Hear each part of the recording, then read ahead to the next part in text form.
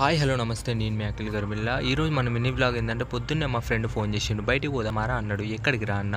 మా విలేజ్కి అన్నాడు. ఎందుకు రా అన్న? టెంపుల్కి అన్నాడు. సరే టెంపుల్కే కదా పోదాం పా అని చెప్పి నేను కూడా బయలుదేరిన. అట్లుంటది మనతోని. ఊరు దాటినాం. టెంపుల్ మాత్రం ఇంకా వస్తలేదు. తాడి చెట్లు మాత్రం వందల వేల కొద్ది వస్తున్నాయి. టెంపుల్ పేరు చెప్పి ఇంకెక్కడికైనా తీసుకెళ్తున్నావారా అన్న?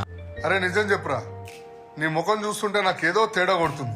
అదేం లేదురా, టెంపుల్ వచ్చింది చూడు, అక్కడ కనిపిస్తుంది కదా అదే టెంపుల్ అన్నాడు.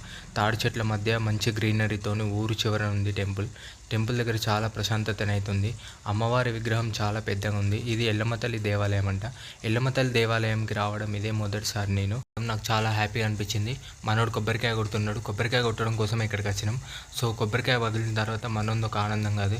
ఎందుకోసం అంటే వాళ్ళ దర్శనం ఎంత బాగా జరిగిందో తెలుసా? కొబ్బరికాయ కొట్టానా, సరిగ్గా సగానికి పగిలింది, పైగా మధ్యలో పువ్వు వచ్చింది. అదన్నట్టు మ్యాటర్. అమ్మవారికి ఎదురుగా ఇంకొక అమ్మవారు కూడా ఉన్నారు. ఈ అమ్మవారు కత్తిని ఆయుధంగా పట్టుకొని అయితే కనిపిస్తూ ఉన్నారు. టెంపుల్ గోడలకు మొత్తం మంచి పెయింటింగ్స్తో అయితే నింపేసిండ్రు. ఇప్పుడు చూస్తున్నారు కదా అట్లా. మళ్ళీ అంతేకాకుండా తాడి చెట్టు ఎక్కినట్టుగా కనిపిస్తుంది కదా ఇక్కడ. పెయింటింగ్స్తో నింపేసిండ్రు. అమ్మవారి గుడి లోపల అమ్మవారితో పాటు మిగతా వేరే దేవుళ్ళు కూడా కనిపిస్తూ ఉన్నారు.